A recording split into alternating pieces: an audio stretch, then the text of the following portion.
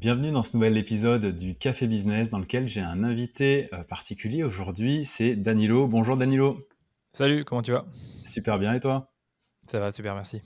Bon bah écoute, on se retrouve dans un épisode du Café Business. Je crois que toi t'as ton verre d'eau, pas ton café, mais ça marche Ah ouais, aussi. je le caméra d'eau, ouais. Je bois beaucoup d'eau, C'est bien, c'est meilleur pour la santé que le café.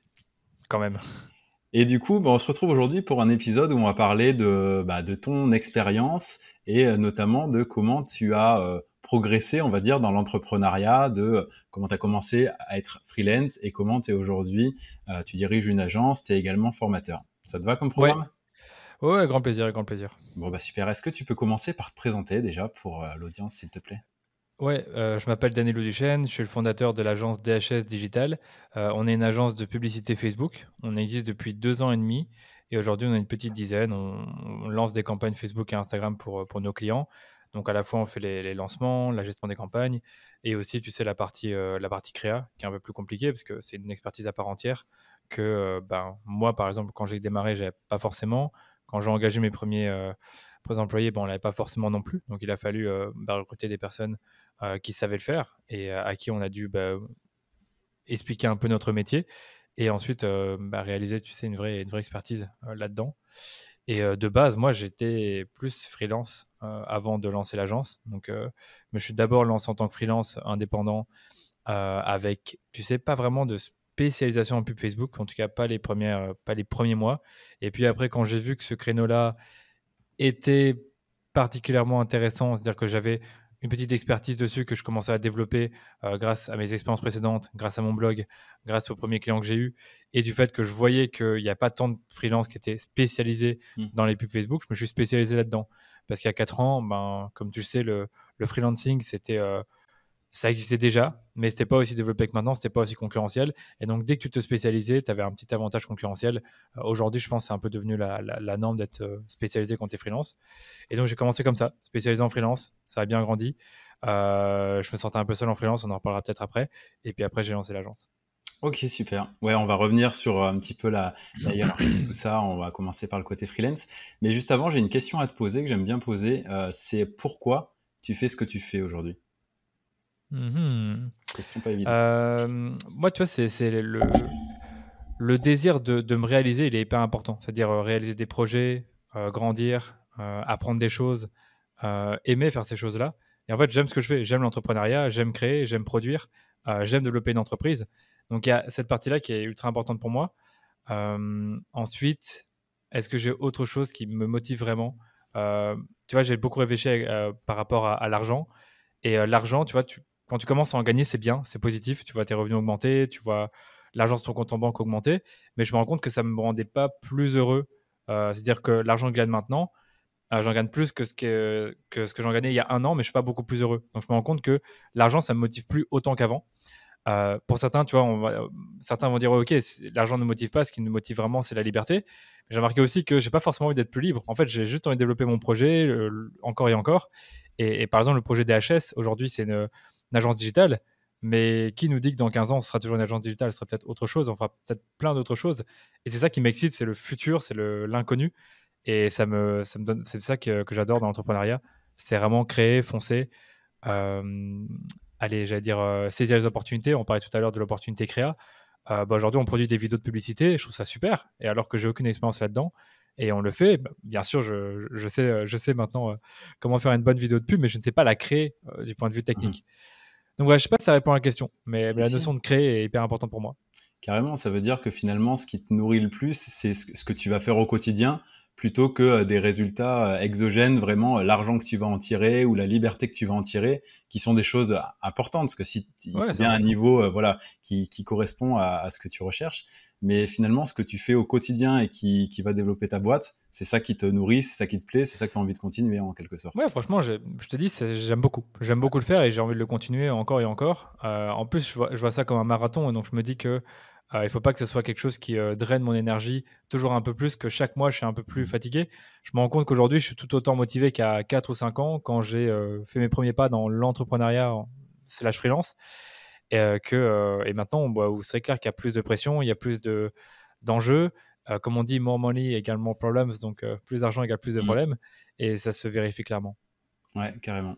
Non, mais c'est un bon état d'esprit, je pense, et je partage la même vision que toi. Donc, l'amélioration continue autant de soi et Voilà, l'amélioration l'apprentissage continue, ouais. et de son business, et du coup des individus qu'on vient greffer sur notre business avec lesquels on avance. Typiquement, enfin, on en reviendra sûrement là-dessus, sur le côté agence que tu as aujourd'hui. Mais c'est super intéressant. Du coup, par rapport au freelancing, qu'est-ce qui t'a donné envie, il y a 4 ans, c'est ça, du coup, de te lancer en tant que freelance? Ah bah, parlons-en. Ah, Ça, ce qui m'a vraiment donné envie au départ, bah, c'est justement, on parlait de liberté, on parlait d'argent, bah, c'était ça. Parce et que oui. quand, il y a 4 ans, j'avais 24 ans, je ne gagnais pas d'argent, je vivais chez ma mère, j'avais mon diplôme depuis 1 an et demi et j'avais toujours pas vraiment trouvé ma voie. C'est-à-dire que j'avais eu un petit stage pour apprendre le marketing digital. Je trouvais ça cool, vraiment intéressant. Et j'ai été pris de passion par le fait de partager du contenu, ce que j'ai commencé à faire par le blogging et puis après par le fait de publier sur Facebook, parce que Facebook à l'époque avait encore un peu de reach organique. Mm. Et quand l'opportunité est venue à moi, c'est-à-dire de faire des prestations en freelance, je l'ai saisi tout de suite parce que j'ai tout de suite vu que le fait d'être indépendant, ça m'attirait en fait. Ça m'attirait déjà, j'y pensais. Et quand j'ai saisi l'occasion de commencer à générer des revenus de chez moi par Internet, j'ai saisi cette opportunité sans forcément me dire que dans 2 ans, j'aurai une agence. Tu vois, je me suis juste dit, voilà, je veux être indépendant, je veux gagner ma vie et je veux être libre. Sauf que 6 mois plus tard, bah, c'était déjà le cas. Je commençais déjà à gagner ma vie, pas super bien, mais tu sais, quand je commençais à générer 4 000 à 5 000 euros par mois en tant que freelance, après 6 mois enfin, 6 mois après avoir démarré, bah, c'était super pour moi parce que 1 an auparavant, je gagnais 0 euros. Donc j'étais super content. Mais je remarquais quand même que ça me prenait, comment dire, ça me prenait du temps. Je m'y consacrais beaucoup. Je n'étais pas très productif, donc évidemment, je travaillais beaucoup trop par rapport à la valeur que je produisais réellement. Et je me rendais compte que cette liberté que je pouvais avoir du fait de travailler de chez moi et de travailler quand je voulais, pardon, ça me rendait en quelque sorte seul parce que personne d'autre n'avait cette liberté-là. Donc, si Oui. moi je fais ce que je veux l'après-midi, mais les autres sont au travail, donc je peux pas m'amuser avec eux et je peux pas sortir ni rien. Alors maintenant, c'est un peu différent parce que j'ai d'autres connaissances, d'autres relations, donc je suis sûr et certain que je pourrais trouver plein de choses à faire durant l'après-midi. Et même, j'ai évolué mentalement, donc je sais que je pourrais trouver plein de façons de m'occuper. Mais tout ça pour te dire que à ce moment-là, cette liberté-là que j'avais en tant que freelance en travaillant de chez mes parents, ça me satisfaisait pas trop. En fait, je commençais à m'ennuyer tout simplement. Et donc, peut-être que j'aurais pu suivre un autre chemin et en fait devenir digital nomade, mais je l'ai pas fait parce que ça me faisait peur de voyager. D'accord. Et c'est intéressant parce que du coup, ça montre bien que entre les objectifs qu'on se fixe à un moment donné et le fait de les atteindre, on se rend compte que nos vrais objectifs, c'était pas forcément ceux qu'on avait en tête au début. Et pour Non, c'est autant, ça. il faut bien Ouais. les atteindre pour pouvoir s'en rendre compte. Parce que si tu n'avais pas eu cette liberté, si tu n'avais pas eu cet argent, peut-être que tu aurais cherché par d'autres moyens d'atteindre ça pour te rendre compte finalement que c'est bien, mais en fait, c'est pas ça qui te nourrit, si on reprend ce terme-là, et que tu avais envie d'autre chose, quoi. Ouais, parce que moi l'objectif à ce moment-là, c'était juste travailler d'où Mm. je veux, quand je veux, gagner ma vie. Et ces objectifs-là, après 6 mois, je les ai atteints. Puis après, il y a encore 6 mois qui sont passés, on en parlera peut-être Mm. aussi. En fait, les 6 premiers mois, c'était excitant parce qu'en fait, ça se développait un tout petit peu tous les mois. Les 6 mois suivants, ça a continué à se développer. Entre 5 et 10 000 euros par mois, ça dépendait vraiment des mois et c'était super. Parfois, quand j'avais fait mon premier mois à 10 000 euros, je trouvais ça incroyable de gagner 10 000 euros sur un mois, même si derrière il y avait des impôts et des charges. Mhm. Mais j'étais de moins en moins heureux. Je me dis, il y a un problème. Je suis moins heureux et je suis moins satisfait maintenant. Alors qu'à 1 an, je galérais, j'étais seulement en train de créer mon site et d'avoir quelques visiteurs dessus, et je suis moins satisfait. Et donc, clairement, je trouvais ça bizarre. Ok, ouais. Et du coup, à cette époque-là, tu n'étais pas encore spécialisé en Facebook Ads, tu disais. Donc ça veut dire que tu avais commencé par quoi? C'était quoi les prestats que tu proposais à ce moment-là? Ouais, excuse-moi, je ne me suis pas bien exprimé. C'est-à-dire que le freelancing, j'ai commencé vraiment, allez, officieusement fin 2017, donc novembre 2017, officiellement janvier 2018. Mhm. Et en fait, pendant 3 4 mois, je faisais un peu tout type de prestations, email marketing, création de site web, community management, Facebook Ads. Ok. Et après, ouais, je me dis en février-mars, je dis ok, Facebook Ads, c'est ce que j'aime bien, c'est cool, il y a une opportunité, je blogue dessus, ça me plaît, j'aurais bien blogué plus dessus, avoir plus de résultats. Et donc, j'ai commencé à dire, je suis spécialisé Facebook Ads. Et à l'époque, tu avais 15 mecs qui disaient ça en France. Mhm. Donc, c'était quand même bien, quoi. D'accord, ouais. Et alors, qu'est-ce que tu as fait quand tu t'es dit, bah ok, je gagne plus d'argent, ça se développe, mais je suis pas heureux, enfin, je suis pas plus heureux, voire je suis peut-être moins heureux. Qu'est-ce que tu as fait à ce moment-là? Bah, les 3 derniers mois de l'année 2018, je me suis posé beaucoup de questions et me suis dit, en fait, si je suis pas heureux, c'est peut-être parce que mon style de vie n'est pas terrible. C'est-à-dire qu'en effet, quand tu vis chez tes parents depuis, enfin, ça faisait plus d'1 an que je revivais chez ma mère et que je me rendais compte que en fait, l'environnement de travail était le même constamment. Mais je me dis, mais il faut que j'ai un changement parce que la ville dans laquelle je suis, qui s'appelle Mons, en Belgique, c'est une petite ville, tout le monde se connaît. Moi, j'en avais marre de cette ville, j'en avais marre de sortir là-bas parce que je connaissais déjà du monde et les gens me connaissaient. Et j'avais besoin aussi de cette, comment dire, du fait de voir autre chose simplement. Et donc, je me dis, bah, il faut que je quitte cet endroit. Mm. Il faut que je quitte dès que possible cet endroit. Mais en fait, je me suis mis en tête que je voulais aller à l'étranger. Je t'ai dit tout à l'heure que j'ai pas osé, Ouais. j'ai pas osé digital nomade parce que je voulais pas voyager, mais j'avais quand même ce rêve de vivre à l'étranger, mais à un lieu fixe, pas de passer d'un pays à l'autre tous les mois. C'était pas ce que je voulais faire. Ok. Et donc j'ai pensé à Paris, à Nice et à Madrid. Pourquoi ces trois villes? Madrid parce que j'ai fait un stage là-bas et parce que j'avais trop bien aimé cette ville-là. Sauf que pour aller vivre à Madrid, bah, c'est quand même c'est quand même loin de la France. Donc je me disais pour les clients, ça ferait peut-être un peu bizarre. Ça parle espagnol, donc ok, je parle espagnol, mais pas tant que ça. Et mine de rien, je connaissais pas tant de monde que ça là-bas après mon Erasmus. Puis après, il y avait Paris. Bah, Paris, la raison est très logique, c'est pas loin de la Belgique. Mhm. J'aime bien la ville. Mes clients sont là-bas. Enfin, j'en avais pas beaucoup, mais j'en avais déjà quelques-uns qui étaient à Paris. Et je sentais qu'il y avait beaucoup de business à faire à Paris. Et je pense Ouais. que tout le monde le sait. Et Nice, parce que ouais, j'avais fait la connaissance de Maria Weyman, je pense que tu connais aussi, je suis pas trop sûr, mais elle est freelance en Facebook Non. Ads. Ok. Et c'est une personne que j'ai connue en 2018 qui elle-même s'est positionnée en freelance Facebook Ads. Donc on a un peu développé ce lien dès le départ parce qu'on était, comme je te dis, on n'était pas beaucoup à se spécialiser en freelancing Mhm. Facebook Ads. Elle me disait, ouais, viens à Nice, c'est trop bien, je vis là-bas depuis, je pense, ça faisait plus ou moins 10 ans qu'elle vivait là-bas, donc elle est d'origine polonaise. Elle me dit, ouais, c'est trop bien, tu vas voir, c'est super pour l'entrepreneuriat. Puis après, j'avais été voir, j'ai dit, ouais, c'est vrai que ça a l'air cool. Et j'ai commencé à regarder pour des appartements à Paris, à Nice. Et puis après, j'ai laissé tomber Madrid et j'ai aussi regardé pour Bruxelles, puisque c'est quand même la capitale en Belgique. J'ai vu qu'à Paris, les prix, c'était hors de prix, donc je ne pouvais pas me le permettre. Donc ça, je n'avais pas anticipé. Nice, c'était pas mal. Mais franchement, tu sais, le saut était un peu trop grand. J'étais pas encore prêt, trop Mhm. immature Ouais. pour quitter euh, le foyer chez mes parents.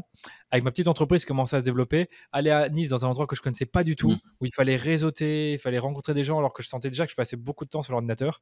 Alors qu'à Bruxelles, c'était à 1 heure de chez moi. Je connaissais déjà quelques personnes, mine de rien, parce que c'est comme la Belgique. Et je me dis, si ça marche pas, je peux toujours rentrer chez Ouais, mes ouais. parents. Et donc voilà, là, je vais à Bruxelles, j'ai mon appartement, etc. Depuis 3 ans. Et c'est comme ça que je suis allé à Bruxelles. Je sais pas pourquoi j'ai dit ça, mais en gros, voilà. Je t'ai raconté tout ça parce que le fait que je me sentais pas bien dans mon activité, pour moi, c'était grandement lié au fait que mon environnement n'était pas le bon. Et donc, j'ai voulu changer d'environnement. Et après, on en reparlera aussi, mais l'environnement m'a beaucoup aidé à développer mon activité. Donc, à Bruxelles. Ok. Ouais, non, c'est super intéressant parce que du coup, c'est bien de vouloir changer et en même temps, il y a des fois des changements qu'on rêve et au moment où c'est le moment de passer à l'action, bah, c'est peut-être un peu trop grand pour nous à un moment donné. Et finalement, ton objectif, c'était de changer d'environnement et de peut-être avoir rencontré d'autres personnes et tu n'avais pas besoin de partir à l'autre bout du monde pour que ça se produise, quoi. Et en allant à Ouais, Bruxelles, voilà. tu avais à la fois le côté c'est bon, je suis pas loin de la maison, je sais comment ça se passe, j'ai mes repères, et en même temps, bah, c'était un nouveau monde qui s'ouvrait à toi, du coup, à ce moment-là. Ouais, franchement, Bruxelles, mine de rien, c'est quand même une grande ville, hein. Ah C'est ouais, pas, ouais. il y a peut-être 1 million d'habitants si on prend toutes les périphéries. C'est peut-être 3, 4 fois plus petit que Paris, mais franchement, c'est en termes de networking, tu Mm. fais beaucoup de rencontres. J'ai fait beaucoup de rencontres à Bruxelles. Et voilà, même dans Bruxelles, j'ai une bonne réputation maintenant. Il y a des gens qui me connaissent dans le secteur digital et l'entrepreneuriat. Ok, Donc c'est cool. Et, euh, mais clairement, je compte pas y faire ma vie. Enfin, j'aime bien d'accord. la ville, c'est top, mais l'hiver, c'est pas terrible. On est au mois d'avril, le 1er avril, il neige, donc c'est un peu bizarre. Ici aussi, hein. Ouais, je sais, Donc, je sais. ouais. Et j'allais dire, non, mais j'exclus pas le fait d'aller dans d'autres pays. J'ai Ouais, parlé ouais. de Nice, j'ai parlé de l'Espagne, j'ai parlé de. Enfin, même un jour, j'aurais bien allé aux États-Unis, j'en sais rien. Mais ce que j'ai parlé, c'est que quand j'avais ces projets-là à 25 ans, je me rendais pas compte, en fait, du point de vue logistique, à quel point c'est complexe. Mm. Donc, aujourd'hui, là, a posteriori, je suis sûr d'avoir pris la bonne décision. Et en plus, je me disais aussi que aller en France à cette époque-là, même du point de vue fiscal, je me dis ça va être compliqué, il faudra payer tes impôts en France, t'as une société belge, enfin, t'as une entreprise belge, pas encore une société. C'est compliqué, ne le fais pas et je pense avoir pris la bonne décision. C'est quoi la différence entre une entreprise et une société pour toi? Oui, en Belgique, tu peux avoir une entreprise individuelle, donc un numéro de TVA en ta personne, Ok, on appelle ça une personne physique, et tu payes des impôts en personne physique. Tu d'accord. peux avoir une activité d'indépendant, tu peux gagner des revenus, mais c'est très vite taxé. C'est-à-dire que Mhm. si tu gagnes 50 000 euros sur une année et que tu fais 20 000 euros de charges, il te reste 30 000 euros voilà, 30 000 Ouais, euros de bénéf, imposables ouais. et derrière, tu as facilement 10 000 euros d'impôts, quoi. Voilà. C'est D'accord. un peu ce qui s'est passé pour moi la première année. Donc, comme Donc, ça, tu as vous savez. commencé en entreprise et Ouais. après, tu es passé en société au Ah ouais, moment où tu as payé trop d'impôts et que tu t'es dit, oh, il faut peut-être bah, structurer tout ça. moi, je dirais, j'en veux un peu à mon comptable. Il aurait pu me dire la première année, mets-toi directement en société. Ce qu'il m'avait pas dit, il m'a dit, si tu te mets en société, il faut au moins que tu fasses 80 000 euros sur une année. Je dis, ok, bon, j'y arriverai pas. Je suis pas prêt. C'est ma première Ok. année. Faut pas rêver non plus. Je pourrais pas faire 80 000 euros. Donc, on est resté en personne physique. Et la première année, j'ai fait 55, 56 000 euros, je pense, un truc comme ça. Et je t'ai dit, j'ai payé beaucoup d'impôts. 10 000 euros d'impôts, Mm. sans compter les cotisations sociales. Donc, je me rappelle, j'étais bien dégoûté à cause de ça. Donc, ça, c'est le problème de la Belgique. Si vous créez une entreprise en Belgique, vous allez payer beaucoup d'impôts en personne physique. Et en fait, ce que m'avait pas dit, c'est que tu peux avoir une société en Belgique, mais ne pas te payer de salaire. Mais en fait, Ah, moi, je vais chez ma mère, donc j'avais pas besoin de salaire. Donc, si on n'avait pas fait ce truc-là, j'aurais jamais payé 10 000 euros d'impôts, quoi. Donc, le problème de merci, conseil monsieur comptable. du comptable, ouais. Merci encore. Non, je rigole, Tu t'en je rigole. souviendras. Bon, c'est comme ça qu'on Non, c'est pas apprend grave. aussi. Ouais, c'est comme ça qu'on apprend. Après, on a créé la société, ça serait bien passé. Non, mais franchement, c'est pas une critique. Hein, vous Non, pouvez pas non, mais il y a savoir. des trucs qui restent un peu en travers de la gorge. On y repense souvent. Et du coup, donc tu t'es installé à Bruxelles. Qu'est-ce que ça a changé du coup dans ton activité? Est-ce que du jour au lendemain, ça t'a rendu plus heureux ou qu'est-ce que ça a changé? Qu'est-ce que tu as pu construire à partir de là? Bah, en fait, ça m'a pas rendu du jour au lendemain plus heureux, au contraire. Ça m'a rendu vraiment un peu malheureux au début parce que je suis parti dans un studio 30 mètres carrés. D'un seul coup, je voyais plus mes parents, mes sœurs, etc. Donc je me sentais assez seul parce que, comme je te dis, je connaissais quelques personnes à Bruxelles, mais pas non plus énormément de monde. Donc c'est clair que je faisais pas la fête tous les soirs. Mm. Et en fait, je suis allé à Bruxelles en partie pour travailler dans un coworking. Donc pour en fait avoir des bureaux et ne plus travailler de ma Mm. chambre ou de la salle à manger. Et au début, c'est vrai que ouais, je connaissais personne. Donc à ce niveau-là, je me rappelle même que le fait d'être dans le coworking et d'échanger avec des personnes qui étaient bien sûr plus matures que moi, parce que la moyenne d'âge c'est plus que 25 ans, ça m'a intimidé un tout petit peu, puisque ça faisait longtemps que je n'étais plus dans ce cercle un peu professionnel. Mm. Et donc ça me faisait un peu bizarre, d'autant plus que la période où j'étais indépendant la première année, je suis pas beaucoup sorti, donc je sais que du point de vue social, euh, skills en relation sociale, j'étais moins bon que maintenant, parce que je pratiquais moins. Tu sais, quand tu pratiques pas quelque chose, t'es pas Bah bon. oui, oui. C'est genre, t'apprends pas quand t'es né, t'apprends pas à parler aux gens et à utiliser l'humour, à les mettre à l'aise. Ben, là, c'était mon cas, tu vois. J'arrivais pas à être bien à l'aise en société et dans des contextes aussi professionnels. Ce qui fait qu'au début, je te dis, c'était pas facile. Donc, le premier mois, c'était pas facile, mais c'était un changement pour moi et donc je me voyais déjà évoluer et ça me motivait parce que je voyais que ça évoluait. Je voyais que mon business, il évoluait un tout petit peu parce que derrière, bah, je commençais à avoir plus de clients, plus de demandes, etc. Ça commençait à monter. Donc, je voyais du positif. Je ne me rendais pas compte non plus, tu vois, que les activités sont saisonnières. C'est-à-dire que je me rappelle que les 3 derniers mois 2018 en tant que freelance, ils ont été particulièrement mauvais pour moi. Mais voilà, c'était comme ça. C'est la période qui était comme ça. Et puis après, janvier, février, mars, ils ont été bons. Avril, mai, juin aussi ont été bons. Et puis après, je sais que juillet, août, c'est jamais bon parce que c'est l'été. Et je me rappelle que, comme c'est ma première année, je me dis, oh putain, ça marche déjà plus. Qu'est-ce que je vais C'est faire et tout. fini. Bah non, ça marche moins bien. Tu vois, moi dans ma tête, ça allait faire comme ça, comme ça. Ah oui, oui. Mais en fait, non, ça fait comme ça et tout. Donc voilà, j'étais très très naïf encore une fois. Et donc oui, voilà, qu'est-ce que ça a changé? Ben, je te dis, nouvel Mm. environnement, nouveau challenge, nouvelles rencontres et aussi développement de l'activité. Donc tout doucement, je commençais à être motivé, mais j'étais toujours pas satisfait. Et c'est peut-être là que les idées d'agence ont commencé à germer dans mon esprit. Donc D'accord. pour le contexte, on était en 2019 à ce moment-là. Ouais, ok. Et c'est quoi enfin, concrètement, t'étais pas satisfait de quoi? Est-ce qu'il y a vraiment des trucs précis et du coup, qu'est-ce qui t'a conduit à la création de l'agence? Bah pour moi, il y a vraiment deux choses. Non, Ouais, je dirais, allez, trois choses.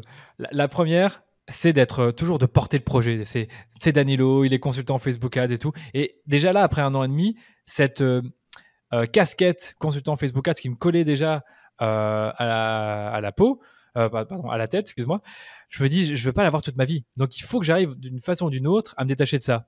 Et donc, du coup, je pensais au système d'agence, parce que je me dis, bah, c'est une façon de décorréler ma personne du métier que je fais. Agence Facebook Ads, Danilo, fondateur d'agence Facebook Ads.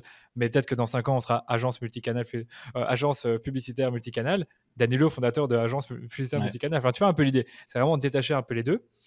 Il y avait, en fait, il y a plein de raisons. Maintenant que j'y pense, il n'y en a pas juste deux, trois.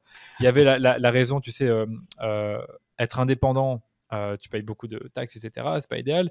Mais en société, je me voyais pas être en société et continuer à être consultant. Je sais pas pourquoi, parce que je voyais la société comme une entité à part de moi, ce qui est vraiment le cas en fait, hein, du point de Ouais. vue juridique, mais aussi du point de vue de l'activité.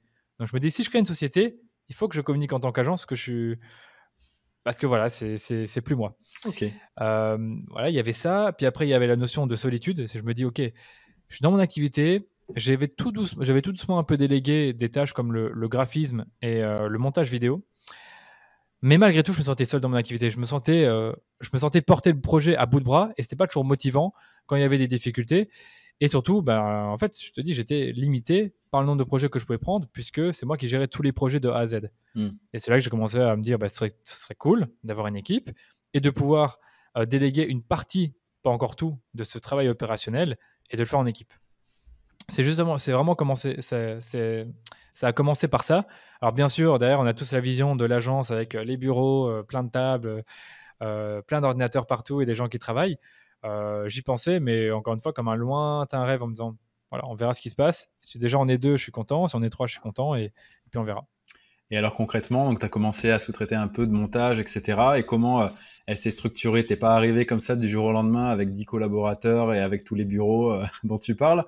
Tu l'as fait au fur et à mesure, une personne de plus, puis une Ah autre, ouais, moi j'ai jamais. au fur et à Ouais, mesure des il besoins. y a juste une seule fois où j'ai recruté 2 personnes d'un coup. À chaque fois, j'ai D'accord. fait tout.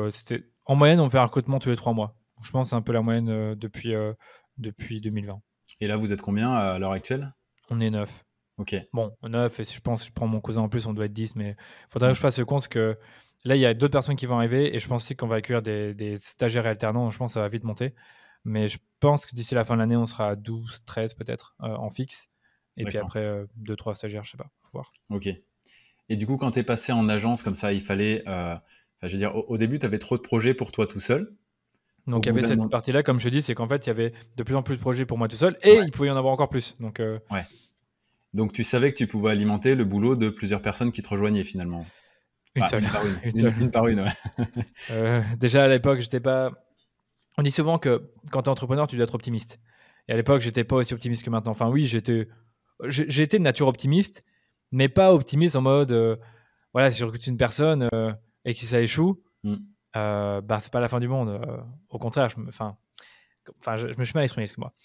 Je pensais pas que en recrutant une personne, tout de suite, ça allait créer une sorte de momentum qui fait qu'on allait prendre beaucoup plus de projets, qu'on allait pouvoir faire beaucoup plus de choses, qu'on est 2 et pas une seule personne.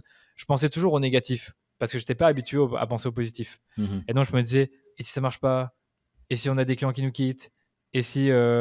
Qu'est-ce qu'il y avait d'autre encore que je me disais? Enfin, des trucs vraiment bateaux comme ça. Et au final, je me rappelle quand Quentin il est arrivé, une semaine avant, j'ai signé le plus gros contrat de l'agence, enfin de la jeune agence à l'époque, était un super beau contrat qui remboursait littéralement son salaire. Donc je me disais, c'est super. D'accord. Ouais, donc c'était. Et voilà, et encore une fois, alors que 2 mois plus tôt, parce qu'en fait, je suis engagé en juillet et il nous a rejoint fin septembre. Enfin, je suis Mhm. engagé fin juillet, pardon, il nous a rejoint fin septembre. Mais pendant 2 mois, je dis, oh, j'espère que ça va aller, j'espère que ça va aller et tout. Est-ce qu'on aura assez de projets, est-ce que j'aurai assez de travail et tout? Et finalement, ouais, ça a été. D'accord. Ouais. Et ouais, non, mais c'est sûr. Et puis finalement, quand tu vas de l'avant, tu débloques aussi les choses qui vont te permettre de. Enfin, c'est le gros contrat que tu as signé, finalement, tu l'aurais peut-être pas signé si tu étais tout seul parce que tu n'aurais pas eu le temps de le faire. Et là, Ouais, c'est ça, ouais. Là, je tout me s'est rappelle à aligné, quoi. l'époque, je leur avais expliqué, écoutez, voilà, j'ai été freelance pendant 1 an sur Facebook Ads, donc j'avais fait l'audit, etc. C'est moi qui avais fait l'audit et je dis, bah voilà, une nouvelle personne me rejoint la semaine prochaine. On Mhm. devient maintenant une agence Facebook Ads. Je suis très content de vous accueillir comme client pour cette agence. On va travailler à 2 sur le compte et j'espère que ça va bien se passer. Et c'est vrai que je pense que ça les a. Je sais pas si enfin, je pense pas que ça les a refroidis, mais ils ont dit, ok, il est honnête avec nous, il construit son projet. Et ce client est toujours là aujourd'hui, il est bien, bien géré, bien content. Donc voilà. D'accord. Bon, bah super. Et alors, du coup, ça a commencé à te donner, toi, des nouvelles tâches dans l'entreprise. Avant, tu gérais bah, finalement tes clients et les tâches pour tes clients. Et là, du jour au lendemain, tu as dû avoir des compétences de management pour travailler avec Quentin. C'est ça? Ah ouais, c'est ça. Bah voilà, j'étais un très mauvais manager. Un très mauvais manager. Tu l'avais jamais fait en même temps. Un manager qui faisait pas de réunion lundi, qui faisait pas de réunion le vendredi, qui faisait pas d'évaluation, qui faisait pas de feedback, enfin, qui faisait du feedback positif, mais qui oubliait de faire le feedback négatif, c'est quand ça va pas. Je disais rien, bon, c'est pas grave. Je dirai la prochaine fois. Non, non, franchement, j'étais D'accord. un très mauvais manager parce que j'avais pas appris ça et je pense que j'ai même pas eu le réflexe les premiers mois de lire 2-3 bouquins en management. Ce que j'ai commencé à faire en 2020, fin 2020, hein, j'ai quand même pris du temps à le faire. Et là, franchement, je pense que je suis un meilleur manager. Honnêtement, je suis un meilleur manager. Je suis pas parfait, mais franchement, je suis meilleur qu'avant, c'est sûr. Et qu'est-ce que tu Donc as ouais, appris le alors qui était management. important? C'est quoi les erreurs que tu as fait, les plus grosses erreurs? Parce qu'on commence tous potentiellement par là, hein, la première fois où tu manages quelqu'un, et les bonnes pratiques du coup. Non, franchement, il y en a plein, mais c'est ça le problème, c'est qu'il y en a tellement Ouais. que faudra pas que je les oublie. Mais je pense qu'au niveau de l'onboarding, ça a été. Tu vois, ça, quand Quentin il est arrivé, j'ai fait un onboarding, je l'ai vraiment accompagné, je lui ai montré tout ce que je fais. J'ai vraiment essayé de l'apprendre au maximum le métier, et ça, je pense l'avoir bien fait à ce niveau-là. Mais comme je te dis, euh, comme tout n'était pas parfait au début, ce qui est normal, quand quelqu'un arrive dans un nouveau job, dans un nouvel emploi, il peut faire des erreurs. Et je me rappelle que les erreurs, je les voyais, mais je ne disais pas parce que j'avais peur de le dire. En fait, c'est juste que j'avais peur de. Là, c'est vraiment, mais on parle de quelqu'un qui n'avait aucun skills en leadership et c'était pas inné chez moi. Et donc, du coup, j'avais peur de le dire. J'avais juste pas envie de confronter la personne et de la mettre mal à l'aise. Mm. Et moi-même, de devoir faire quelque chose qui n'est pas facile, qui est de dire à quelqu'un qu'il n'a pas bien fait son travail, qu'il doit le faire autrement. Sinon, voilà. Et donc, ça, je n'osais pas le faire, sauf que maintenant, je le fais. Puis après, je te dis, il y a aussi tu vois, cette façon de, en tant que manager, et là, c'est plus en tant que leader, c'est de communiquer une vision, un objectif. Alors ça, je l'avais un tout petit peu fait. J'ai dit, ouais, je veux qu'on ait 15 comptes d'ici 6 mois, mais c'était pas suffisant. Tu vois, il fallait aller beaucoup plus loin par rapport à ça. Il y avait...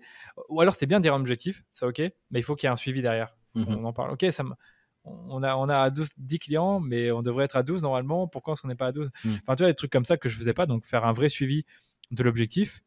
Alors, d'autres erreurs, je réfléchis comme ça à voix haute.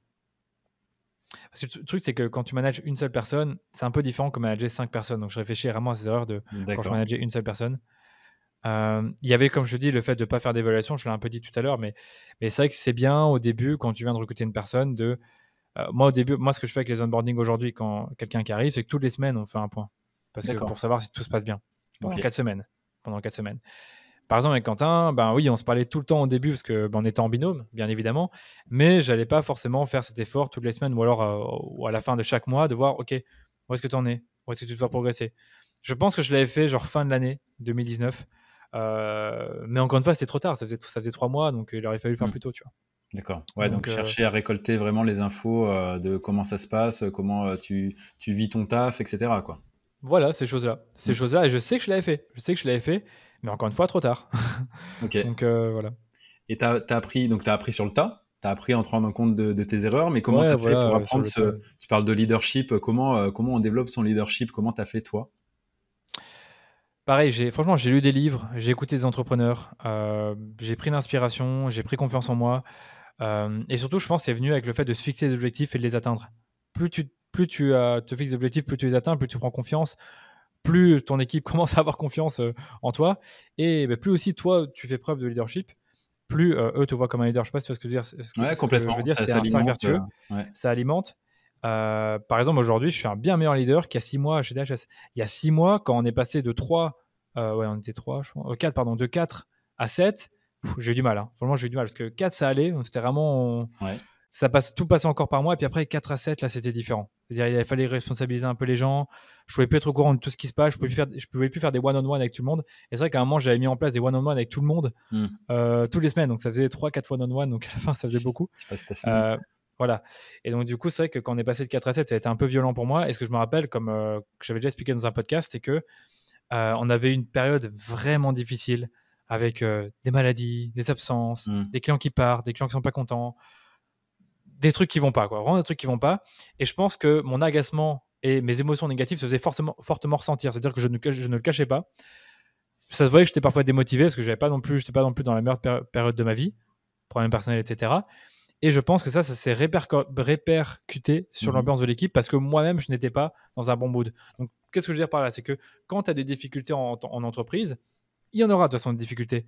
Ben, pour moi, un leader, il doit garder la tête froide, il doit rester positif, il doit rester motivé, il doit montrer la voie et il doit continuellement, tu vois, voir le positif et mener ses équipes vers l'objectif de base, ou alors le revoir un tout petit peu s'il y a besoin de le revoir, mais de ne pas être un peu pris de panique, perdre son sang-froid, comme c'était mon cas, bien sûr, être dans l'émotion, s'apitoyer sur son sort parfois. Enfin, je ne faisais pas vraiment, mais tu vois, je me rappelle que il y a une période où je voyais que le négatif. Je dis putain, encore ça, Ouais. ils sont chiants, encore un problème, j'en ai marre, etc. Mais quand tu dis j'en ai marre en tant que leader, ce que tu te rends pas compte, c'est que tes employés se disent mais il en a marre, il va craquer. Donc moi aussi j'en ai marre aussi, donc je travaille moins. Enfin, Oui, c'est pas du tout le truc à faire. Et c'est des erreurs que j'ai faites il y a 6 mois.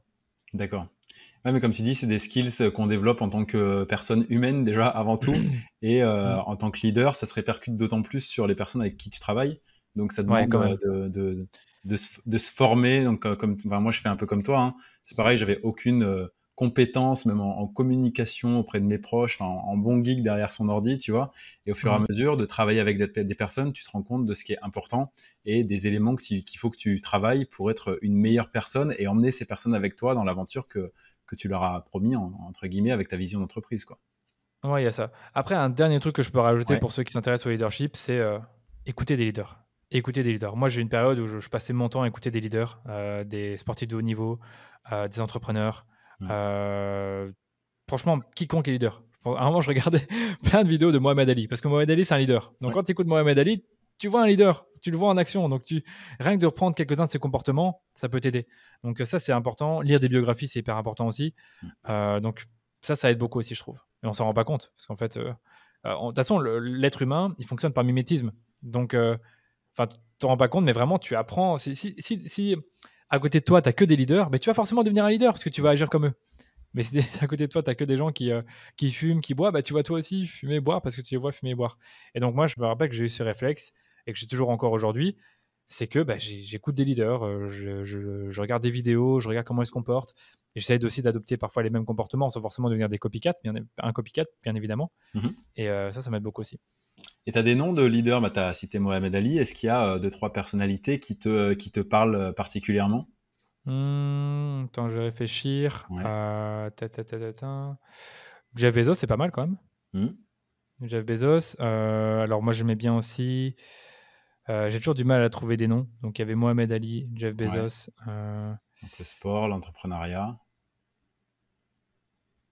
J'en ai pas en tête sur le coup. Ouais, y a J'en pas ai de pas en tête, souci. mais ça me reviendra après. Ça me reviendra après. Ah Ouais, oui, bah, oui, Will Smith. Will Smith. oui. Voilà, Will Ouais. Smith, ça j'aime beaucoup ça. Ok. Mm. Ah, ça fait trois mondes différents en plus, donc c'est vrai que c'est intéressant. Voilà. Ouais, j'aime bien trouver, tu sais, des différents univers. Mm. Différents univers. Donc, écoute, ça me revient après. Je vous les donnerai parce que voilà, Ouais, je suis hyper passionné par ça. Et si j'ai le temps, je regarderai dans mon Notion et je regarderai avec les grand livres plaisir. ou les certaines vidéos que j'ai regardées et je vous dirai. Ça marche. On les mettra en commentaire du coup si ça te Mm. revient de l'épisode. Et génial. Et du coup, tu disais que entre le fait de manager une, deux, trois personnes et après de passer à 5, 6, 7, il y avait eu une grosse différence. Donc notamment les one and one, les one to one, tout ça. Quelles sont les autres différences qu'il y a eu vraiment qui étaient importantes? Mais c'est qu'en fait, quand on commence à être 7, les gens commencent à travailler ensemble. C'est-à-dire qu'avant, c'était chacun travaille de son côté. Et voilà, la performance dépend de chaque personne. C'est pour ça que les one-on-one étaient super, parce que je pouvais corriger la performance de chaque personne individuellement. Sauf qu'à la fin, c'était plus possible quand on était 7, Mm. puisque ben, les personnes qui arrivaient étaient en quelque sorte, j'aime pas dire manager, mais étaient en binôme avec des personnes qui étaient déjà là. Ouais. Donc j'avais du mal à, tu vois, je commençais tout doucement à perdre le fil sur certains projets. Ça commençait à m'apporter du stress parce que ben, j'avais pas eu cette habitude-là. Et comme je dis, il y avait plus de personnes. Donc je me sentais moins en contrôle par rapport à ça. Mm. Et je pense, non, c'est simplement ça, tu vois, c'est le fait qu'il y a eu d'un coup, on est passé de 4, comme je te dis, à 7, et j'ai eu du mal à gérer cette période-là. Donc c'est quelque part accepter le fait que tu peux pas tout maîtriser. Tu pouvais encore le faire à deux, Voilà, trois. Et voilà, c'est ça ce que je veux dire, c'est que tu pouvais pas ouais. tout maîtriser. Ok. Tu pouvais pas tout maîtriser, et puis après, voilà, je pense aussi les personnes qui étaient arrivées, deux étaient des profils très juniors, donc ça a pris beaucoup de temps pour les former, plus que ce que je pensais. Et une autre aussi a mis du temps aussi à se mettre au bon rythme, on va dire, surtout qu'elle était à mi-temps en début. Et là, ça se passe super bien, elle est à temps plein, et voilà, ça se passe bien. Mais c'est vrai que ça faisait bizarre. Ok. Et tu disais au début, donc quand tu as commencé à être freelance, tu as eu des résultats quand même extrêmement rapidement, quoi. Tu as fait tout de suite beaucoup de résultats. Et je pense qu'il y a, parmi ceux qui nous écoutent, il y a pas mal de profils juniors qui sont lancés dans l'entrepreneuriat il y a 6 mois, 1 an, 2 ans, et qui n'ont pas forcément la progression aussi fulgurante que tu as eu. Quels conseils tu pourrais leur donner? Et toi, quelle est ton expérience sur comment tu as trouvé tes premiers clients? Et qu'est-ce qui a fait que du coup, tu as pu aller si vite? Bah, je pense que c'est quand même c'est un peu lié à la chance. Faut toujours mettre en avant le facteur chance parce que je pense que en 2017, la concurrence était beaucoup moins élevée que maintenant. Et je pense que si maintenant si j'avais commencé pardon, mon activité maintenant en 2022, Mhm. en faisant un blog Facebook Ads, en faisant des posts Facebook et éventuellement des posts LinkedIn, parce que maintenant c'est à la mode, je suis pas sûr que j'aurais décollé aussi vite. Après, je me trompe peut-être totalement. Peut-être que j'aurais décollé tout aussi vite parce que maintenant c'est vrai qu'il y a aussi un marché plus mature, donc plus de demandes, Mhm. mais aussi plus de concurrence. Donc j'ai du mal à me situer, mais peu importe. Ok. Ce qui m'a bien aidé à l'époque, c'est vraiment de créer du contenu, développer l'expertise, prouver ces choses-là, être légitime. Et comme je te dis, à l'époque là, le contenu n'était pas autant à la mode que maintenant, simplement parce que c'était plus dur d'en créer. Je pense qu'avant, on se disait, si je veux créer du contenu, j'ai besoin d'une chaîne YouTube ou d'un blog. Sauf que maintenant, tu as besoin d'un téléphone pour faire des Instagram Reels ou des posts LinkedIn. Et donc, créer du contenu, ça m'a beaucoup aidé. Et franchement, j'ai jamais prospecté. Enfin, avant, maintenant, parce que maintenant, on commence à prospecter un peu, j'avais jamais prospecté. Donc, je peux pas dire que j'ai prospecté. Est-ce que je vous ai parlé de réseauter? Non, j'ai jamais réseauté aussi au début. Au début, je dis bien, parce que je n'osais pas parler de mon projet. Donc, au début, j'ai parlé de mon projet à personne. J'avais juste mon blog qui faisait justement ce travail de parler de moi et de mon expertise. J'aime pas dire expertise, mais en tout cas, au début, c'était comme ça que je le voyais. Et pour tout ça pour dire, oui, c'est vrai que ça a beaucoup aidé. Et puis, non, je te dis, il y a vraiment un facteur chance. Il y a vraiment un facteur chance que, bien sûr, dans les 5 000 euros, je me rappelle que j'avais gagné après 6 mois, il y avait un gros projet qui rapportait 2 000 euros. J'étais super content de l'avoir rapporté, mais ça venait du blog. C'était un lecteur de blog qui dit ah, j'adore ton blog et tout, on a une belle entreprise, on fait ceci, cela, est-ce que tu peux nous faire nos campagnes? Et je me rappelle quand j'avais signé ce projet-là, j'étais hyper content, quoi. Donc, Ça m'étonne. Et du coup, c'est un peu voilà. contre-intuitif parce qu'on se dit finalement, tu t'es servi d'un blog, de choses qui sont production de contenu organique, qui normalement mettent du temps à apporter des résultats. Ouais, mais comme je te dis, en 2017, c'était beaucoup plus simple. C'était Moi, j'ai beaucoup plus commencé en simple. 2009, donc 2009, c'était beaucoup plus simple que 2017 déjà. Bah ouais, je sais Et pas. pour autant, Non, non, vraiment, peut-être que j'exagère un peu, mais c'est vrai que le fait d'avoir écrit des articles qui étaient longs ouais. et détaillés, je sais que ça plaît à Google. Peut-être un peu moins maintenant parce que les gens veulent une réponse plus immédiate. Mais du coup, le fait d'avoir vraiment focalisé mes efforts sur une tactique marketing qui était la rédaction d'articles de blog en vue d'être positionné sur Google, clairement, c'était un effort qui a été payant et qui, bien sûr, c'était pas du hasard. Je savais que ça marchait, donc je continuais à le faire toutes les semaines. Après, je me suis même un peu emporté. J'ai commencé à faire des articles sur tout et n'importe quoi et je sortais un peu de Facebook Ads. Enfin, pas n'importe quoi, mais j'étais vraiment marketing digital de manière plus large parce que mon seul but, c'était d'avoir du trafic.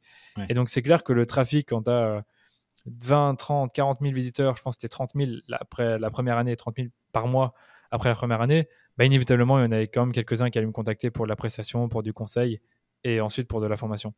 Donc, créer du contenu, je sais pas comment le. Enfin, franchement, pour moi, c'est vraiment ça, quoi. C'est ça qui faisait 80% du travail parce que j'avais pas tant de bouche-oreille que ça. Je me rappelle, j'avais un peu discuté avec d'autres consultants pour avoir des mises en relation, mais il n'y avait jamais eu beaucoup de choses de concrètes avant 2019-2020.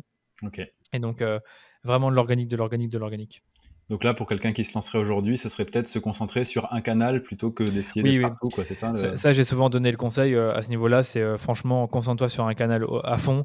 Je pense que là, je vois plein de gens qui font des super choses sur LinkedIn parce qu'ils maîtrisent bien le canal, qui maîtrisent bien ses codes, bien mieux que moi avec mes 20 000 followers où j'ai parfois du mal à faire 10 000 vues sur un post. Alors qu'il y en a, ils ont peut-être 1000 followers et ils font 30 000 vues par post parce qu'ils savent exactement comment servir de l'algorithme. Donc, de vraiment bien maîtriser un ou deux canaux où se trouvent tes clients, bien évidemment. Ça serait un peu bête d'être une star sur TikTok si tes clients n'y sont pas. Et voilà, ça serait que c'est un conseil qui est classique, je sais, mais qu'on peut donner à tous. efficace. Après, je connais plein de gens qui sont très bons en networking, sont très bons en prospection et qui ont des super résultats. Je pense qu'il faut vraiment trouver le canal dans lequel tu es, enfin le canal, la stratégie de prospection, de génération de clients dans laquelle tu es la plus à l'aise. J'ai un de mes bons amis à Bruxelles qui est très fort en networking, ben lui, il trouve tous ses clients grâce au networking, en discutant à des événements sur LinkedIn, etc. Et il trouve ses clients comme ça, mais il est très nul en SEO, il fait un peu de pub Facebook et ça marche pour lui. Et d'autres qui sont très bons en prospection parce qu'ils savent utiliser un téléphone, ils savent envoyer des emails bien targetés, bien incisifs, ce qui n'est pas mon cas, donc voilà. Enfin, ça, je sais quand même le faire, mais pas non plus Ouais. aussi bien que quoi. Ok. Non, c'est super intéressant. Et du coup, tu disais, t'as jamais, toi, essayé de chercher du client avant, t'as jamais prospecté avant, et maintenant, en tant qu'agence, il y a des choses qui changent, quoi. Alors, quand on est freelance, on cherche des clients, quand on est une agence, on cherche à scaler, quoi. Et comment Ouais. tu fais pour scaler et justement apporter suffisamment d'affaires à ta boîte à ce moment-là? Parce que les techniques changent. Bah ouais, c'est ça, les techniques changent. L'organique, ça a ses limites, hein. Ça reste quand même quelque chose, je trouve, d'inconstant. Tu peux avoir des très bons mois et avoir des super prospects qui proviennent vraiment de notre communication sur LinkedIn. Là, je dis notre vraiment de manière générale parce qu'il n'y a plus que moi sur le blog, sur le podcast, etc. Mais tu peux avoir des mois qui sont un peu moins bons. Tu sais pas pourquoi. J'essaie encore de trouver des raisons par rapport à ça. Et donc, du coup, c'est vrai qu'il faut s'étendre à d'autres canaux. Ensuite, comme on le disait, il y a les canaux payants. Que franchement, j'aime pas trop pour le service parce que j'ai l'impression que c'est pas le meilleur pour le service. Je sais pas pourquoi. Ok. En tout cas, si je voyais tous mes concurrents faire du payant, ok, mais j'en vois aucun le faire. Ouais. Et ensuite, il y a la prospection. Et là j'ai des échos comme quoi j'ai des concurrents qui le font. Et j'en ai certains qui m'en ont parlé, qui m'ont dit du grand bien pour les agences B2, enfin pour les agences B2B, donc c'est-à-dire qui travaillent avec d'autres entreprises. Et là, c'est vrai qu'on a un peu commencé à le faire. Je ne vais pas tout dévoiler. C'est vrai qu'on a eu quelques résultats, c'est intéressant. Et on l'a fait prospection un peu multicanal, par mail. On a fait un peu par téléphone, j'ai un peu honte de le dire, mais moi, franchement, j'aime pas la prospection téléphonique, donc on va plus le faire. Et un peu sur Instagram, et sur Instagram, ça a marché aussi. Donc, prospection, on a testé, on va continuer à le faire, on va continuer à apprendre des choses parce que c'est vraiment un métier, c'est une vraie expertise, tout comme le SEO. Tu n'apprends pas le SEO en 2 mois ou tu n'as pas des résultats de SEO en 2 mois, ça prend un peu de temps. Mais même la prospection, on va dire, ouais, la prospection, c'est immédiat. Ouais, mais il faut d'abord trouver la bonne stratégie, il faut trouver la bonne base de données, la bonne audience et le bon message. Et ça prend un peu de temps. Ouais, c'est sûr, il ne s'agit pas de se dire, allez, on a une liste de 10 000 personnes, on appelle tout le monde à Non, la suite. C'est pas ça la non, ça prospection marche pour pas. autant, parce que dans l'esprit des gens, ça peut être ça un petit peu. Et Ouais, ça l'idée, peut c'est être ça. vraiment de construire quelque chose d'intéressant, de humainement intéressant aussi, pour pas juste faire chier tout le monde, et que ce soit quelque chose qui apporte également à un client qui a montré un signe d'intérêt, quoi, en tout cas. Bah ouais, mais là, ce qu'on a conclu vraiment, c'est après ces 2-3 mois de tests, c'est que l'approche la plus rentable pour nous, c'est l'approche personnalisée humaine. Donc, en gros, éviter des campagnes, même si j'adore Lemlist, même si j'adore Prospecting, je pense, je sais plus comment ça s'appelle l'outil, Walaxy, pardon. Walaxy, ouais. Je pense qu'envoyer le même message à 15 prospects, je suis pas sûr que ça marche. Je préfère avoir une approche personnalisée. Enfin, ça peut marcher dans d'autres secteurs, SaaS, Oui. etc., tout ce que tu veux, mais agence, social ads, B2B, tu as, allez, je vais pas dire le nombre de prospects, mais le nombre est limité. Genre, ça court pas les rues. Les clients qu'on cherche, ils sont pas, ça court pas les rues. Et donc, du coup, arriver avec une approche généraliste, je suis pas sûr que c'est la meilleure stratégie. Ouais. Non, clairement, je te rejoins. Et tu parlais de, voilà, aujourd'hui, tu es une agence Facebook Ads et Instagram Ads, et que demain, et c'est en train de se faire, ça sera multicanal. Ouais, bah, je pense que Alors, pas tout de suite. Je pense ouais. que là, on fait un peu nos propres tests. Je pense qu'il faut se le dire. Je pense que j'ai pas envie de revendiquer du jour au lendemain une expertise multicanal sans l'avoir prouvé sur les comptes de nos clients. Donc là, on a l'ambition de le faire avec eux. Leur dire, voilà, maintenant, on aimerait bien ajouter cette branche à notre expertise. On sait que des social ads, c'est comment dire, une expertise particulière. On sait que l'expertise qu'on a sur Facebook et Instagram peut se transposer vers Pinterest, sur Snapchat. On sait que ce qui va vraiment changer, c'est comment on va s'adresser à l'audience, quel contenu on va utiliser, mais on sait que tout ce qui est ciblage, gestion des campagnes, ça reste assez proche de Facebook et Instagram. Êtes-vous d'accord qu'on vous accompagne là-dessus aussi? En fonction de ce qu'on nous dit, il y a déjà eu du positif, bah là, on va tout doucement tester des approches sur ces canaux-là. Et puis après, si on voit tout doucement que ça marche, que c'est un truc qui est de plus en plus positif en termes de résultats, là, je pense qu'on peut communiquer officiellement dessus et dire, enfin officiellement, publiquement dessus en disant, ben voilà, maintenant une agence social ads multicanal. Mais c'est vrai que je disais tout à l'heure que le fait d'avoir séparé l'expertise, enfin, je vais pas dire expertise, mais l'activité de ma personne, c'est justement pour ce genre de choses que je voulais séparer. C'est pour un jour se diversifier et tester d'autres choses. Peut-être que dans 10 ans, DHS ferait de l'influence marketing, de la création de spots publicitaires en TV, j'ai n'importe quoi, hein, vraiment évidemment. Mais ce que je dis par là, c'est que j'ai pas envie de me limiter à juste une plateforme qui est géniale, franchement, qui apporte plein de bénéfices pour tout le monde, pour les utilisateurs, pour les annonceurs, pour les agences. Mais j'ai aussi envie d'apprendre d'autres choses, de voir d'autres choses, parce que je pense que le panorama digital est ultra diversifié, il est passionnant, et je pense que c'est un peu dommage de se limiter à une seule partie de ce panorama. Et du coup, moi, ça m'amène à une question qui est pas évidente, je trouve, c'est comment tu fais pour situer le curseur entre le fait de, OK, t'ouvrir à d'autres prestations que tu peux proposer à tes clients, mais sans t'éparpiller et commencer à tout faire et finalement ne pas avoir d'intérêt vraiment, enfin d'intérêt pour tes clients à le faire. Moi, j'ai pensé à ça, j'ai pensé beaucoup à ça, et j'ai repensé à ce que font les entreprises les plus fortes, les entreprises, tu sais, les plus, je vais pas dire connues, les vrais mastodontes. C'est quoi leur vrai point commun? C'est qu'elles ont une vision. Elles ont un why très fort. Et en fait, le plus important pour elles, c'est pas ce qu'elles vendent, c'est pas le produit, c'est la mission qu'elles souhaitent accomplir. Dans le cas de Apple, c'est rendre la technologie accessible, avec du coup un très beau design, une simplicité d'utilisation. Et donc du coup, Apple n'est pas une entreprise qui vend des ordinateurs ou des téléphones. Ils vendent toute une série d'objets technologiques qui te permettent d'utiliser la technologie pour avoir une vie meilleure. En gros, c'est Oui. ça. Et ben, pour DHS, qu'est-ce que c'est? Notre mission, c'est quoi? C'est d'accélérer la croissance de nos clients, d'entreprises qui ne sont pas des leaders, mais qui souhaitent le devenir demain. Donc c'est pour ça que nous, on ne s'adresse pas à Coca-Cola, qui sont déjà leaders dans leur secteur. On s'adresse à des entreprises qui ont des valeurs fortes, qui ont une histoire, qui ont un super produit, mais qui ne sont pas forcément encore très connus, qui n'ont pas encore pénétré tout le marché et qui voudraient devenir leaders. Et pour ça, qu'est-ce qu'on fait pour elles aujourd'hui? C'est qu'on fait des campagnes Facebook et Instagram Ads. On essaie d'optimiser ces campagnes, de scaler les budgets quand il y a possibilité de le faire. Et si on se rend compte maintenant que comme l'environnement digital change beaucoup, que Facebook et Instagram, c'est plus la meilleure solution, que la meilleure solution finalement, c'est d'avoir une approche multicanal, on fera du multicanal.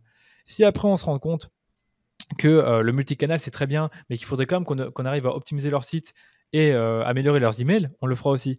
Ce que je dis pas, c'est que j'ai pas envie qu'on se limite aux moyens pour accomplir notre vision, notre mission. Je comprends.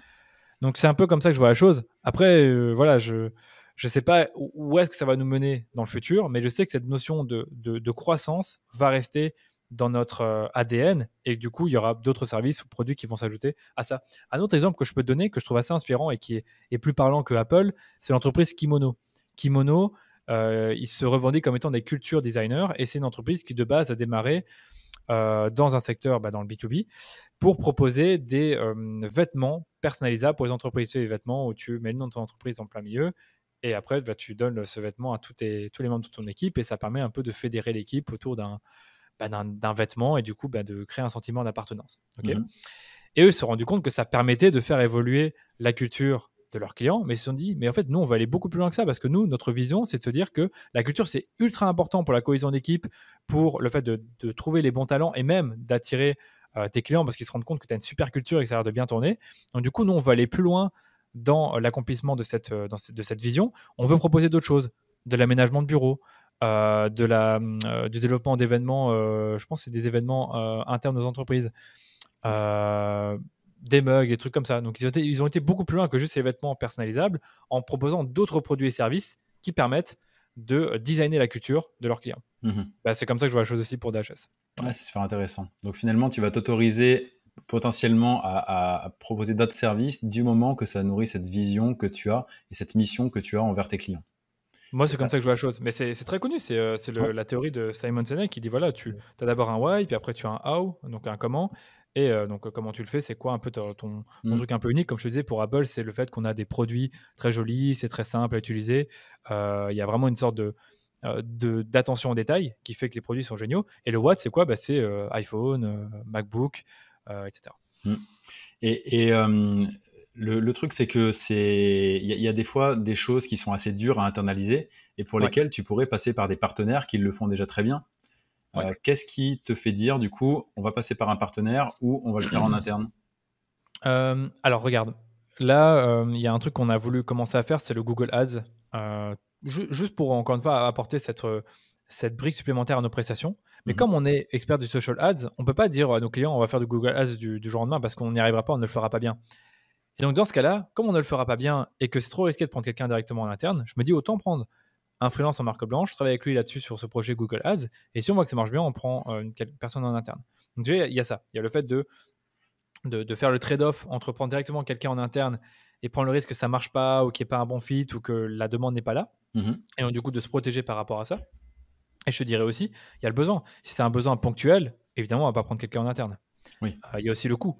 Si avoir une personne en interne, ça te coûte 5 000 € par mois pour payer cette personne et que derrière, ça va te rapporter que 1 000 € au début et qu'un freelance, c'est plutôt un besoin ponctuel et que lui va justement te demander le juste prix, je sais pas, 2 000 € pour la prestation et que derrière, ton client t'en paye, je sais pas, 1 500, peu importe, tu fais une petite perte, mais au moins, tu peux répondre à la demande. Ok. Ouais, donc tu mets un petit peu tous les éléments ensemble pour voir quelle est la décision la plus pertinente par rapport à toi et à ta vision de comment tu veux développer ta boîte à l'instant T aussi. Ouais, il y a ça aussi. De personnel, etc. Mais si on prend par exemple le pôle créa qu'on a voulu développer, je me dis si on prend quelqu'un en freelance, ça n'a pas marché parce que nous, on veut vraiment développer un pôle à l'intérieur de l'agence. Donc si on prend quelqu'un d'externe, il va être là que quand il sera là. Et nous il ne sera pas forcément là quand on a besoin de lui. Donc c'est ça qui serait un peu dommage. Donc tout de suite, j'ai pensé à l'internaliser. Après, maintenant qu'on a le pôle créa, quand on est débordé, on a aussi une agence indépendante qui peut nous aider pour nos besoins quand on est surchargé. et on leur fait confiance, on sait qu'ils bossent bien, on connaît leur façon de bosser et on sait qu'on peut leur faire confiance là-dessus. Donc là, dans ce cas-là, on fait appel à eux. Super. Avant on se rapproche de la fin du podcast, tu fais aussi de la formation. On n'en a pas du tout parlé, mais est-ce que tu veux en parler un petit peu du coup? Ouais, parce que c'était très compliqué pour moi au moment où j'ai fait le choix de fonder une agence, de faire le choix entre formation et agence. Et au final, j'ai choisi les deux. Pourquoi? Parce que je me suis dit, les deux peuvent très bien aller ensemble parce que, encore une fois, que ce soit la formation ou le service, euh, comment dire, on s'adresse à des personnes différentes, c'est clair. Donc les personnes qui vont acheter mes formations sont généralement des indépendants, des consultants, des toutes jeunes entreprises, des commerçants qui démarrent ou qui gèrent leur publicité par eux-mêmes. Mmh. Et l'agence, c'est plutôt pour les entreprises qui ont déjà des campagnes qui tournent et qui souhaitent les déléguer, qui souhaitent les scaler. Donc on a deux cibles différentes. Donc déjà, la formation, ça permet de toucher cette cible qui était très demandeuse de conseils et de formation, mais que je ne pouvais pas forcément fournir parce que je n'avais pas encore de formation. Donc je me dis, si j'arrête de la formation, je me coupe de tout ce marché. Et puis après, j'ai encore réfléchi à la vision long terme. Je dis, mais qu'est-ce qui serait bien pour DHS dans 10 ans? C'est que DHS soit une agence qui te permette de développer ton business grâce à des campagnes social ads, soit en le faisant pour toi, soit en te formant. Et voilà. Et c'est pour ça que je me suis dit, gardons la formation, même si on n'en fait pas l'axe de communication numéro 1 et le service principal de l'agence ou de Danilo. Je vais continuer à le garder, je vais continuer à développer, à le mettre à jour et je me suis même dit, ça sera bien parce que dès qu'une personne va arriver dans l'agence, la personne pourra se former à la formation et la formation est en quelque sorte une sorte de playbook pour moi. C'est-à-dire que tout ce que vous avez dans la formation, c'est des choses qu'on applique vraiment dans l'agence et qui sont notées dans notre espace Notion avec toutes les procédures, genre analyse de campagne, optimisation, scaling, tout ça, c'est réexpliqué dans la formation en vidéo. Donc, tu as vraiment ce pont entre les deux qui font que les deux vont bien ensemble. Et comme je te dis, tu vois, une formation d'une façon ou d'une autre, c'est une façon de, je ne vais pas dire productiser ton service, mais c'est de mettre ton expertise au sein d'un produit qui est digital, qui est numérique et que tu peux vendre à plus grande échelle. Et comme je te le dis, va quand même toucher beaucoup de monde parce que tout le monde ne peut pas se permettre de payer les services d'une agence. Ça n'a rien de péjoratif, c'est juste que c'est plus cher et du coup, tout le monde ne peut pas se le permettre. Non, mais complètement, hein. Moi, si j'ai commencé à créer des formations, c'était exactement pour ça. C'est que tu as des personnes qui viennent te voir et qui n'ont pas le budget suffisant pour que tu fasses pour eux. Et du coup, la seule solution, c'est soit de leur dire non si tu n'as pas d'autre solution, soit Voilà. qu'ils passent par de la formation. Et la formation en ligne, c'est quand même quelque chose qui est assez intéressant pour eux, pour toi. Et pourquoi pas, un jour, ils deviennent clients de l'agence parce qu'ils se sont développés Voilà. par eux-mêmes. Et c'est le même service, finalement, ça reste la même offre, packagée différemment, en quelque sorte. C'est déjà arrivé, franchement, et j'étais super content Ouais. de le voir. Je sais que c'est pas franchement le parcours habituel, donc c'est un peu comme certains disent, oui, faites de la formation, c'est votre offre d'entrée de gamme, puis après c'est Mm. ceci, puis après c'est votre offre spéciale, c'est l'agence, etc. Non, c'est pas comme ça que ça se passe chez moi, c'est pas c'est pas une échelle, c'est juste un service additionnel pour une autre cible. Donc c'est comme ça que je vois la chose. Ouais, complètement. Ok, bah écoute, c'était passionnant, tu nous as partagé beaucoup de choses, donc merci beaucoup. Avec plaisir. Est-ce qu'il y a un sujet qu'on n'a pas du tout abordé dont tu aimerais parler? Hmm. Ouais, moi, un truc que je parle de temps en temps, de toute façon, de plus en plus dans les podcasts, c'est la gestion du stress, du bien-être en tant que fondateur, enfin pas fondateur, que CEO, parce qu'on va souvent dire, voilà, le CEO, c'est une machine, c'est un robot, il pense qu'à la croissance, il pense qu'à l'argent, il dort pas. C'est pas vrai, en fait. Tu dors? Euh, ouais, je dors beaucoup. Waouh. Je dors beaucoup et je fais attention à moi. Et je pense que vraiment, moi, ces 6 derniers mois, le sujet numéro un, ça a été comment est-ce que je peux faire en sorte de rendre mon environnement, mon style de vie le plus, je ne vais pas dire relax, mais le plus, j'arrive Sain, pas à trouver le peut-être? mot. Le plus Ouais, sain? le plus simple possible pour performer sur le long terme et continuellement, tu vois, avoir envie de grossir sans forcément me cramer tout seul. Parce qu'on Mm. voit beaucoup d'histoires, et c'est ça que j'aime pas en France, c'est que tu vois des super success stories, tu vois en 2 ans, ouais, on est passé de 0 à 30, puis après un an plus tard, tu vois que le mec qui faisait beaucoup, beaucoup de bruit, tu l'entends plus depuis un an, et puis après il dit, ah finalement j'ai vendu, j'en pouvais plus. Tu vois, moi Ouais, j'ai pas envie que ça m'arrive. Moi j'ai ouais, envie, ouais. je vais dire 12 ans, parce que j'aurai 40 ans dans 12 ans, mais dans 15 ans, j'ai envie qu'on se dise, Danilo, voilà, il est toujours là, ça fait 15 ans qu'il est là, il a toujours été régulier, consistant, et derrière, il a un business qui tourne bien, qu'il a pu développer avec le temps, il a été patient. Genre, moi, encore une fois, j'ai aucune ambition de passer de. Là, on est bientôt 10, comme je te disais. J'ai aucune ambition de passer à 30 dans une année. J'ai tout mon temps. J'ai vraiment tout mon temps. Je n'ai que 28 ans. Ça fait 4 ans que je suis sur le marché de l'emploi. A priori, une carrière, c'est 40 ans. Donc, ça veut dire que j'ai fait que 10% de ma carrière. J'ai vraiment tout mon temps. Donc, j'ai envie de designer ma vie de façon à ce que ce soit le plus amusant, enfin le plus sain possible pour moi, le plus kiffant aussi. Tu vois, j'ai envie de kiffer mon aventure entrepreneuriale et de pas être déprimé, de penser qu'à ça tout le temps, même si j'y pense beaucoup, je ne vais pas dire le contraire. Mais en tout cas, vraiment prendre beaucoup de plaisir et ne pas me cramer en chemin. Vraiment, pour moi, c'est hyper important. Tu as beaucoup d'entrepreneurs qui négligent ce fait-là et qui, je pense, sont à fond pendant 2, 3, 4 ans. Puis après, ils sont cramés, ils n'en peuvent plus, ils ont besoin de faire autre chose. Ils disent toujours, oui, de me retrouver, de voir autre chose, de faire une année sabbatique, j'en sais rien, de faire un autre projet.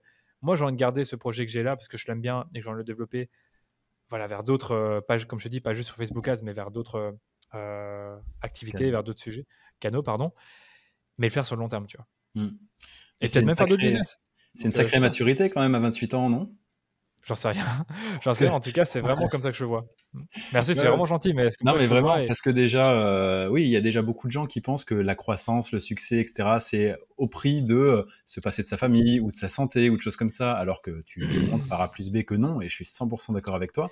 Sauf que c'est un peu une croyance de les entrepreneurs, les CIO, tout ça, ils mettent tout dans leur boîte et ils n'ont pas de vie à côté, ils ont pas une vie saine, etc. Et alors, ils tous font un sont pas comme ça. burn-out. Hein. Non, mais Tous complètement. sont pas comme ça, mais il y en a, je pense, une partie. Je sais pas combien de pourcents, je n'arrive pas à estimer, mais il y en a comme qui le sont, parce que j'ai fait cette réalisation, comme je te dis, ces derniers mois, surtout en lisant le post d'un CEO en Belgique que je connais, que je connais de nom, qui est jeune, qui a, je pense aussi mon âge, 28-29 ans. Ça sont en société, je pense, ça en fait 2-3 millions l'année dernière, 2 millions. Et dans son post, mais tu l'écoutes, il est déprimé. Mais je dis, mais mec, tu fais 2 millions, pourquoi t'es déprimé? Parce qu'il travaille tout le temps, parce qu'il a une croissance, encore une fois, une croissance folle qui est super. Je suis très content pour lui par rapport à ça.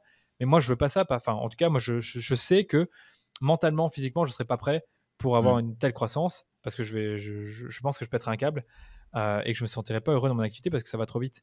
Et en plus de ça, si on veut vraiment aller plus loin, la croissance, généralement, ça détruit souvent tes marges. Ça, on ne dit pas parce que recruter, ça coûte de l'argent. Licencier des personnes parce qu'elles ne sont pas les bons fits, ça coûte de l'argent aussi. Les bureaux, ça coûte beaucoup, beaucoup d'argent aussi. Et donc, du coup, tes marges, elles s'érodent. Et moi, j'ai envie d'avoir aussi toujours une rentabilité. Et j'ai toujours été hyper à cheval dessus. C'est que je veux continuellement être rentable. Mon objectif, c'est 30% de marge. On a toujours été à au-dessus de 30% sur une année. Et je ne peux pas accepter que sur un mois, on est négatif. Ça peut arriver, vraiment, c'est très rare, mais ça peut arriver. Je veux toujours au moins être dans le positif et toujours être autofinancé. Parce que je pense que c'est une société qui est saine, elle s'autofinance.